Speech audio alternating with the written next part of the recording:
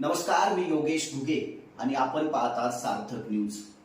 महाराष्ट्र शासनाच्या वतीने जिल्हाधिकारी कार्यालयाच्या संयुक्त विद्यमाने नाशिक जिल्हा मराठी भाषा समिती, नाशिक शहरातील साहित्यिक, कवी आणि संशोधक यांच्या सत्काराच्या कार्यक्रमाचं आयोजन करण्यात आलं होतं। सातपूर विभागातील कवी श्री मनोहर विवांडे यांचाही या ठिकाणी सत्कार करण्यात आला। मराठी भाषा वाढावी यासाठी शासनाच्या वतीने जे प्रयत्न केले जात आहेत अशा साहित्यिकांचा सत्कार यावेळी करण्यात आला होता। आपल्यासोबत स्वतः मनोहर विवांडे आहेत, आपण त्यांच्याशी चर्चा करणार आहोत। भाऊ, महाराष्ट्र शासनाच्या समितीच्या वतीने आपला सत्कार करण्यात आला, नेमका काय उपक्रम होता तो शासनाचा? हे बघा, जेव्हापासून मराठी भाषेला अभिजात दर्जा प्राप्त झाला तेव्हापासून मराठी भाषेचा विकास हा सर्व पातळ्यांवर व्हावा असे शासनाचं धोरण आहे। विशेषतः शालेय विद्यार्थी ग्रामीण बोलींना सहभागी करून घेत मराठी भाषेचा व्यापक विकास व्हावा असं सरकारचं धोरण आहे। या धोरणाला पोषक असे काही उपक्रम, काही साहित्य लेखन परिसरातील, जिल्ह्यातील, शहरातील वेगवेगळ्या पातळ्यांवर केलं जावं असे शासनाची एक भूमिका आहे आणि शासन या कामासाठी प्रोत्साहन देत आहे। मराठी भाषा ही जगभर बोलली जाते आणि हा आपल्या भाषेचा वाटा मोठा आहे। आपल्या भाषेला सांस्कृतिक वारसा आहे आणि भाषा ही नेहमीच माणसाच्या संवादाची गरज भागवत असते।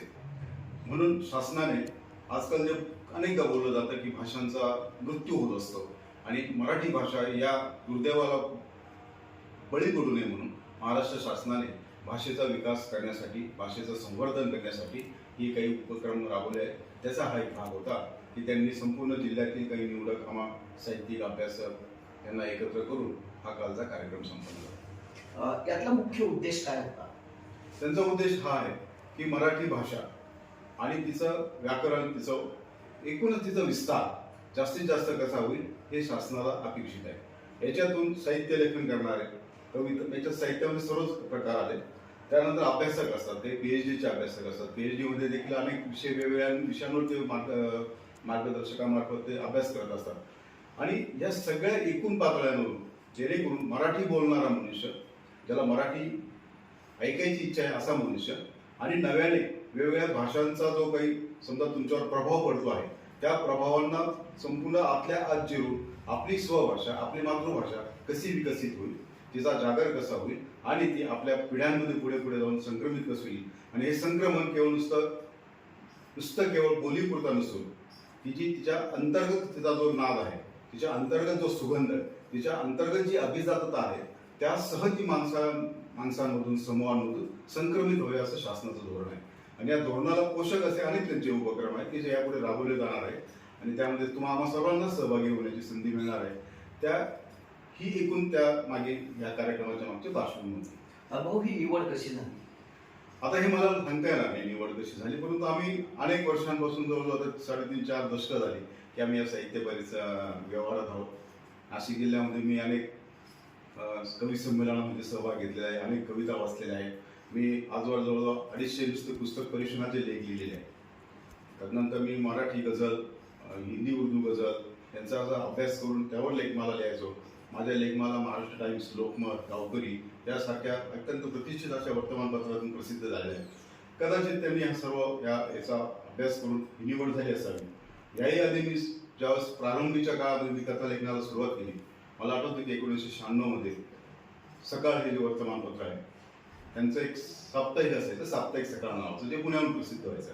त्यांनी पहिल्यांदाच मराठीमध्ये एक कथा स्पर्धा आयोजित केली होती, देश पातळीवर। याच्या आधी इतक्या मोठ्या पातळीवर मराठी कथा लेखन स्पर्धा झाली नव्हती आणि त्या कथा स्पर्धेमध्ये मला माझ्या कथेला, मोर्चा नावाची माझी कथा होती, तिला त्यांनी पहिलं बक्षीस दिलं होतं, प्रथम क्रमांक मिळाला होता।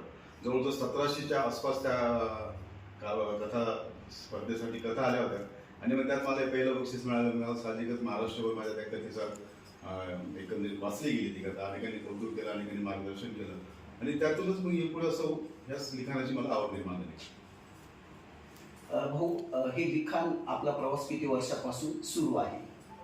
मी फार पूर्वीपासून लिहितोय। मला कुठलाही लेखक त्याच्या ज्या पाऊलखुणा असतात त्या लेखक म्हणून फार नंतर दिसतात। तो पहिल्यांदा चांगला वाचक असतो, तो पहिल्यांदा चांगला वाचक असावाही लागतो। ते सांगाल तर मग मी फार अगदी सुरुवातीपासून शालेय अभ्यासक्रमानंतर जी पुस्तकं आपल्या आयुष्यामध्ये येत राहतात, कादंबरीची आवड निर्माण होते, कथांची आवड निर्माण होते आणि आपण जे काय आपल्याला जे शिकायचं असतं अकॅडमी, समजा मी डिप्लोमा इन मेकॅनिकल इंजिनिअरिंग आहे, तर मला डिप्लोमासाठी हवेच जे टेक्निकल्स वगैरे वगैरे पुस्तकं हे तर मी वाचतच होतो. परंतु त्या पलीकडे जाऊन मराठी साहित्यातलं काही वाचावं अशी जी उर्मी तयार झाली, तिच्यामध्ये कुठेतरी माझ्या साहित्य लेखनाची बीज असावी असं मला वाटतं. मग त्या काळात अगदी त्या काळाच्या प्रस्थापित जी काही मंडळी असते त्यांच्या कादंबऱ्या वाचण्याकडे कल असतो.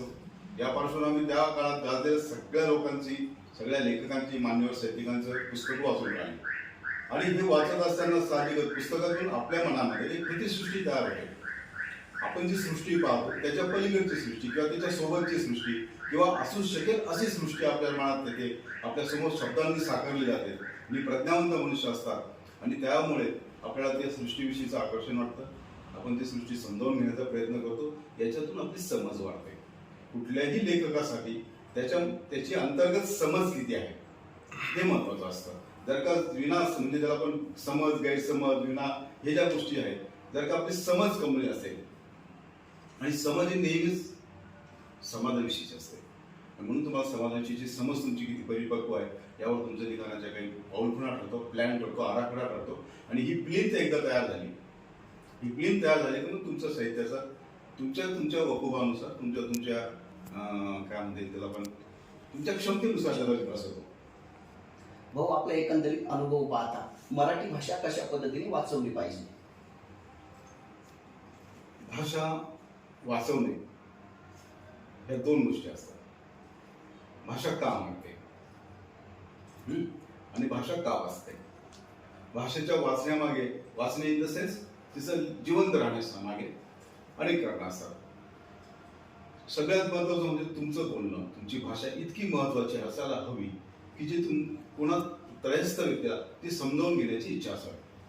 आता हे महत्वाचं काय असतं, भाषा 3-4 अंगांनी समृद्ध होत असते. पहिल्यांदा होत असते ते सांस्कृतिक अंगाने, वैचारिकता, तत्वनिष्ठता, तार्किकता या सगळ्या अंग तिच्या असतात. दुसरे असते त्याला आपण अप्लाइड म्हणूया की जी समजा वैद्यकीय भाषा आज संपूर्ण इंग्रजीमध्ये आहे, वैद्यकीय ज्ञान, तर तिथे आपण फार थोडंसं मागे येऊ शकतो. म्हणून अप्लाइड भाषा, नियोजन, उपयोजन आणि वाचण्यासाठीची जी नितांत आहे, गरज आहे ती समाजाची गरज तिने भागवली पाहिजे. अशा प्रयत्नात ही भाषा वाचते की जी समाजामध्ये लोकांच्या सांस्कृतिकतेबरोबरच त्यांचं भरण पोषणाची साठीच्या मार्ग खुले करते. आता तुम्ही म्हणाल की हे कसं शक्य आहे, तर तंत्रज्ञान, जी भाषा तंत्रज्ञानाच्या अधिकाधिक जवळ जाण्याचा प्रयत्न करेल, तंत्रज्ञान निर्मितीच्या संदर्भात डायरेक्ट थिसिस, थिअरीज वगैरे वगैरे मांडण्याचा प्रयत्न करत आहे, ती भाषा दीर्घकाळ टिकण्याच्या शक्यता वाढतात. जगामध्ये कित्येक काही हजारो भाषा आल्या आणि गेलेल्या आहेत. मराठीला एक फार मोठा दीर्घ असा इतिहास आहे आणि अलीकडे आपण मराठीच्या असण्या नसण्या संदर्भात काळजी करायला लागलो. ही काळजी का निर्माण झाली असेल तर माध्यमांमुळे झाली. आजकाल आपण इंग्रजी माध्यमांचा आपल्याकडे सगळीकडे बोलबाला असतो आणि इंग्रजी माध्यम का, तर माझ्या पिढीचे जे पालक होते त्यांनी एक असं अनुभवलं की जर का इंग्रजी येत नसेल तर मग आपण थोडं प्रगतीच्या बाबतीत मागे पडतो. हे अगदी खोडून काढणे इतकं खोटं नाहीच आहे की नाही, हे आहे, सत्यच आहे. परंतु मग भाषा आपली त्या तुलनेने आम्हाला जे इंग्रजीत समजून घ्यायचं आहे, आम्हाला जे इंग्रजीत बोलायचं आहे आणि जो मी ज्याच्या कोणाशी बोलणार आहे हा लक्षात आणि त्याच्यातून समजा संपत्ती निर्माण होणार असेल, त्याच्यात अर्थकारण साधन असेल, त्याच्यातून तंत्रज्ञान निर्माण होणार असेल आणि त्याला ते महत्वाचं वाटत असेल तर तो मराठी शिकून ती भाषा अंगीकृत करून मी जे काही सांगू पाहतो ते समजून घेणार असेल. परंतु असं बऱ्याचदा का होत नाही, तर आपण आपल्याकडे रेडी रेकनर जसे असतात, ते तातडीने गाईड्स जसे असतात, तशा अर्थाने आपल्याकडे इंग्रजी भाषा उपलब्ध आहे आणि आपण आपल्या भाषेचा त्या अर्थाने जास्त विकास न करता आपण सरळ इंग्रजी सामोरे जातो आणि त्याच्यातून आपल्या ज्या तंत्रज्ञानाच्या संदर्भात वैद्यकीय तंत्रज्ञान सगळ्याच अंगाने आलं, म्हणजे घर बांधण्यात असेल, माणसाच्या तब्येत दुरुस्त करण्यात असेल, काही अवकाशा संदर्भातला असेल, विमान निर्मिती संदर्भात असेल, अशा कुठल्याही तंत्रज्ञानाला आपण बऱ्याचदा इंग्रजीच्याच माध्यमातून स्पर्श करतो. भाऊ, प्रांतवाद शक्यतो होत असतो, मात्र भाषावादही होतोय आणि त्यात मराठी खूप मागे पडत जाते. तुमच्यासारखे जे संशोधक लोक आहेत हे एकत्रित येऊन यापुढे मराठी कशा पद्धतीने तुम्ही रुजवण्याचा प्रयत्न करा? हे बघा, आमच्या म्हणून असे खास किती समूहामध्ये आम्ही किती जातो याच्यावर आमचे प्रयत्न अवलंबून असणार आहे. या सगळ्या पातळ्यांमागे महत्वाचं असतं ते शासनाचे या संदर्भातले काय उपक्रम आहे आणि शासनाचे हे उपक्रम सर्व दूर कसे पसरत आहेत आणि तळथळापर्यंत कसे जात आहेत यावर या सर्व विकासाचा हा जो आपला प्रयत्न आहे हा अवलंबून असणार आहे. तुम्ही आता म्हणालात की काय म्हणणार प्रांतवाद भाषावाद, या बाबतीत मी एक लेखक म्हणून साहित्यिक म्हणून किंवा मी माझी जी तुम्हाला समजच होईल तर मायग्रेशन हा आपला मायग्रेशन, आता बघा मी मराठी विषयी बोलतोय तर मी मायग्रेशन हा शब्द वापरला. स्थलांतर हा मानवी जीवनाचा स्थायी भाव आहे. म्हणजे असं की मी होतो कुठल्या तरी मूळ गाव, मी होतो धुळ्याचे, माझे वडील धुळ्याचे होते. ओके, आता भारतीय जो समाज जीवन आहे त्याच्यामध्ये सगळ्यांना जमीनदार होते किंवा जमिनी होत्या असं नाही. ज्या समूहाला जमिनी कमी असतात समाज जीवनामध्ये त्याचं स्थलांतर आढळ असतं. असा वर्ग स्थलांतरित होत होत अनेक वेगवेगळ्या ठिकाणी आपली आयुष्याचा वाटा काय शोधत असतो. त्याच्यामुळे प्रांतभेद, भाषा भेद हे जवळजवळ समांतरच चालणारे वाद आहेत असं म्हणूया किंवा भेद आहे समजेल. त्याच्यामुळे जर का मायग्रेशन होणार असेल, जर का स्थलांतर होणार असेल तर स्थलांतरित मनुष्य ज्या प्रदेशात जाईल त्या प्रदेशातली भाषा तो शिकणं भाग आहे. मला जर का ह्या भाषेच्या व्यापारातून, ह्या भाषेच्या व्यवहारातून माझी जर का सर्व्हायव्हल, ज्याला आपण असं अस्तित्वच टिकून राहणार आहे, तर हे अस्तित्व टिकून ठेवणारी भाषा मला शिकली पाहिजे. त्यामुळे महाराष्ट्रात येणारे समजा काही लोक असतील तर त्यांनी मराठी शिकलंच पाहिजे, मराठी बोललंच पाहिजे, मराठी व्यवहार व्हायलाच हवे. परंतु याच्यामध्ये कट्टरता नको यायला, याच्यामध्ये पुन्हा राजकीय संधी नको साधायला. आणि दुसरं महत्वाची गोष्ट सांगतो की मी ज्या ठिकाणी नोकरीला होतो त्या नोकरीच्या निमित्ताने मला देखील खूप ठिकाणी जावं लागायचं. मी अख्ख्या भारताच्या सगळ्या बॉर्डर्स पाहिलेल्या, सगळ्या बॉर्डरवरून असायचो. असं प्रत्येक ठिकाणी आम्हाला बोलण्यासाठी ज्या भाषेचा उपयोग व्हायचा ती असायची हिंदी, ती असायची इंग्रजी. आम्हाला त्या भाषेचं स्थानिकत्व कळत नसायचं. मग अशी एखादी समान भाषा आपल्याला व्यवहारामध्ये ठेवाच लागणार आहे आणि ती असली पाहिजे. त्याच्यामुळे राष्ट्रभाषा आणि मातृभाषा यांचा चांगला समन्वय साधून आपला स्वतःचा अस्तित्व आणि भाषेचं अस्तित्व टिकवण्यासाठी आपण प्रयत्न केले पाहिजे प्रामाणिक, असं मला वाटतं. ना की प्रांतवाद, भाषावाद याच्यामध्ये पडून केवळ भाषेची तोडमोड करण्यात काही मजा नाही. आणि भाषेची ज्यावेळेस तोडमोड होते त्यावेळेस भावनांची तोडमोड होते. भावनांची तोडमोड होते तेव्हा मानवी समूह यांच्यामध्ये दरी निर्माण होते. आणि ही दरी जर का निर्माण झाली तर ज्या एकत्वाच्या आपण बाता करतो, ज्या एकत्वाविषयी आपण कायम सेन्सिटिव्ह असतो, संवेदनशील असतो, ते एकत्रच लागू शकत नाही. ओके, झालं भाषेविषयी. मात्र आपला जो कविता आपण ज्या लिहिलेल्या आहेत थोडंसं ते आपण जरा सांगा प्रेक्षकांना. बघा योगेजी, मी तुम्हाला नुकतं स्थलांतराविषयी बोललो. बरोबर. स्थलांतर कोणीही आनंदाने करत नाही. माझे वडील धुळे जिल्ह्यातल्या एका छोट्याशा गावातून 1945-46 साली नाशिक आले. नाशिकमध्ये आले, छोटे मोठे काही त्यांनी काम केले असतील, नंतर ते पोलीसमध्ये भरती झाले. त्यानंतर जवळजवळ 1982ला ते रिटायर झाले. इतका प्रदीर्घ काळ त्यांनी केला. आमचे जन्म, आमचं शिक्षण, आमचं सगळं नाशिक परिसराचं. मी कुटुंबाची माझ्या ऐकून आयुष्याला सुरुवात मी खऱ्या अर्थाने केली 83-84 पासून. म्हणजे वडिलांनी जे काही संसाराची जे काही पालखी असेल ती ठेवली आणि मी माझ्या ठिकाणी तिथून आमचा प्रवास केला.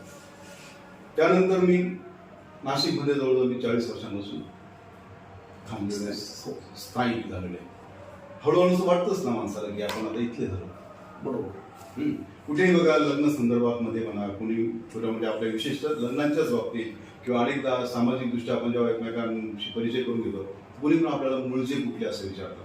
आणि या प्रश्नाचं उत्तर तुम्ही कसं देता, त्यावेळेस तुमची काय मानसिक तयार मानसिकता कशी डिस्टर्ब होत असते, कशी हलते, हे महत्वाचं असतं.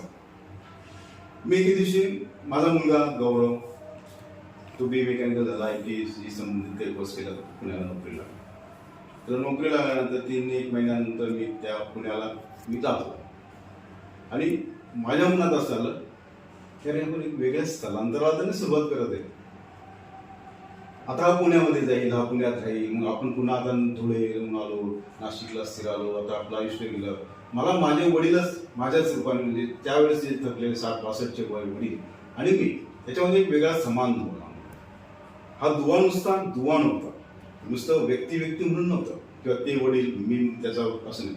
तर मला आमच्या दोघांमधून एक नदी वाहत असताना दिसली, जी माझ्या वडिलांपासून मला होती, नंतर माझ्यापर्यंत आली आणि माझ्यापासून आता ती वाहत वाहत पण मुलापर्यंत गेली. ही नदी नेमकं काय आहे याच्याविषयी तुम्हाला एक माझी कविता आहे. कविता अगदी थोडी, मी छोट्या कविता लिहिण्यासाठी अजिबात प्रसिद्ध नाही, हे तुम्हाला कदाचित माहिती असेल. वाचतो अनेक कविता वाचल्या. हा, परंतु माझी बघा छोटीशी कविता आहे, अर्थ कसा तुम्हाला त्याचा घेता येईल ते बघा.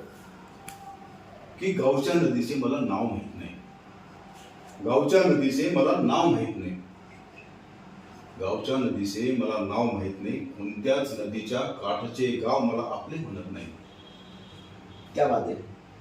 गाव म्हटले की भरून यायचे वडिलांचे डोळे, गाव म्हटले की भरून यायचे वडिलांचे डोळे. आई तळतळाट करायची, म्हणायची खाऊन गेले सगळं. तेव्हा लक्ष दिलं नाही, कोरड्या टाक नदी पात्रासारखी मग स्वतःला कोसत राहायची. कुठल्या तरी गावच्या नदीतून उपसून आणलेल्या रेतीच्या घरात राहतो मी सध्या. सगळं कुठल्या तरी गावच्या नदीतून उपसून आणलेल्या रेतीच्या घरात राहतो मी. कधी या शहरात, कधी त्या शहरात, कुठलेच शहर मला परिघावर स्थिरावू देत नाही. वा, क्या बात आहे. स्थलांतर बघा कसे, हो, हो. स्थलांतर बघा कसे हो, आहे की नाही. जे कोरमध्ये, जे मध्य भागात आहे ते मध्य भागात, तुम्ही आम्ही जे स्थलांतरित असतो ते परिघावर राहतात. एकदम बरोबर आहे. बरोबर. तर कुठल्या तरी गावच्या नदीतून उपसून आणलेल्या रेतीच्या घरात राहतो मी. कधी या शहरात, कधी त्या शहरात, कुठलेच शहर मला परिघावरील स्थिरावू देत नाही. या शहरातून त्या शहरात जाताना मी बघा तुम्हाला सांगितलं, धुळे, नाशिक आणि आता पुन्हा पुणे. या शहरातून त्या शहरात जाताना जेव्हा ओलांडतो मी पूल, या शहरातून त्या शहरातून जाताना, त्या शहरात जाताना जेव्हा ओलांडतो मी नदीवरचा पूल, तेव्हा उगम पावतात माझ्या डोळ्यातून कितीतरी नद्या. तेव्हा उगम पावतात माझ्या डोळ्यातून कितीतरी नद्या, त्या प्रत्येकीला मला नाव देता येत नाही. तेव्हा उगम पावतात माझ्या डोळ्यातून कितीतरी नद्या, त्या प्रत्येकीला मला नाव देता येत नाही. गावच्या नदीचे मला नाव माहिती नाही, गावच्या नदीचे मला नाव माहिती नाही. क्या बात आहे. किती कमी शब्दांमध्ये परफेक्ट मांडली. स्थलांतरच स्थलांतर नाही का. नदी म्हणजे आपलं जीवन मानलं जातं. आपण नदीच्या काठी बसून आपली मानवी वस्ती तयार झाली आणि अशा वस्त्या बदलत आपण जर का आपल्या बॅक टू बॅक मागे जायचं जर का प्रसंग, तर आपल्या शेवटी गुहेत जाऊन थांबावं लागेल. म्हणून आपला विकास जो आहे तो विस्तारित जायला हवा, विस्तारित व्हायला हवा आणि त्याच्यामुळे कुठलेच अडचण यायला नको, भाषा पण नको यायला. हे कवितेचं पुस्तक ह्या एका दुवेसाठी, त्याच्यामध्ये माझ्या 2003-04 पर्यंतच्या कविता आहेत. मी नंतर 2010-14 नंतर मी फार वेगळ्या पद्धतीने लिहायला लागलो. अत्यंत दीर्घ अशा माझ्या काही कविता आहेत. फेसबुकवर त्या सर्व उपलब्ध आहे, तुम्ही सर्वांनी त्या वाचल्या आहे. पर्यंत नसतील वाचल्या तर पुन्हा एकदा वाचून घ्या. आणि माझं निळ्या आकाशाचं स्वप्न हा कथासंग्रह प्रकाशित झालेला आहे. हा माझा एक कथासंग्रह प्रकाशित झाला की ज्याच्यामध्ये मी त्या साप्ताहिक सकाळची जी कथा तुम्हाला सांगितली मोर्चा, तिचाही त्याचा समावेश आहे. आणि अशा अनेक चांगल्या कविता, कथा असं लिहिण्याचं मला संधी मिळत गेली, तर अनेक चांगल्या ठिकाणी छापून पण आले. ह्या 2 कादंबऱ्या, माझं अफसाना नावाचं मी एक कॉलम चालवायचं, एक सदर चालवायचं. महाराष्ट्र टाइम्समध्ये त्याच्यावर त्यामधून भरपूर लेख आले, लोकमतमधून आले, गावकरीमधून आलेले आहेत. त्याला असे जवळजवळ 150 लेख आहे. याच्यामध्ये मी काय करतो की ज्या आपल्या सर्वांनाच शेरोशायरीची फार आवड असते. कुठल्या तरी आयुष्याच्या कुठल्याही महत्त्वाच्या टप्प्यावर आपल्याला शेरोशायरी भेटत असते, गझल भेटत असतात आणि ते आपल्याला आवडतात. परंतु उर्दू आणि हिंदी गझलांचं असं असतं की ते आपल्याला लयीतमध्ये जुळवतात, परंतु त्यांचा शब्दार्थ आपल्याला कळत नाही. तर ह्या शब्दार्थांसह मी काही गझलांची उकल करून सांगितलेली असायची आणि माझा कॉलम खूप त्या काळात लोकप्रिय ठरला होता. आणि हे जे सदर होतं याच्यातून मी जवळजवळ एक अंदाजे 1,600 तरी मी लेख लिहिले आहेत गझलां. ह्या गझलांचं एक पुस्तक, ह्या लेखांचं एक पुस्तक होऊ शकेल असं मला वाटतं. आणि 2014 नंतर ज्या मी एक कविता लिहिल्या त्यांचं एक पुस्तक. सध्या तरी माझ्याकडे माझी 2च पुस्तकं आहे, एक निळ्या आकाशाचं स्वप्न आणि ह्या एका दुवेसाठी हा काव्यसंग्रह. हे होते श्री मनोहर विबांडे, साहित्यिक, लेखक आणि कवी असा त्यांचा जीवन प्रवास. शासनाने त्यांचा नुकताच सत्कारही केला. सातपूर विभागातील अत्यंत चांगले लेखक म्हणून त्यांच्याकडे पाहिले जाते. यापुढेही त्यांच्या कविता, लेख आणि गझल आपण आपल्या चॅनलच्या माध्यमातून पाहणार आहोत. त्यांना खूप साऱ्या शुभेच्छा. सार्थक न्यूजसाठी मी योगेश भुगे, सातपूर, नाशिक. धन्यवाद.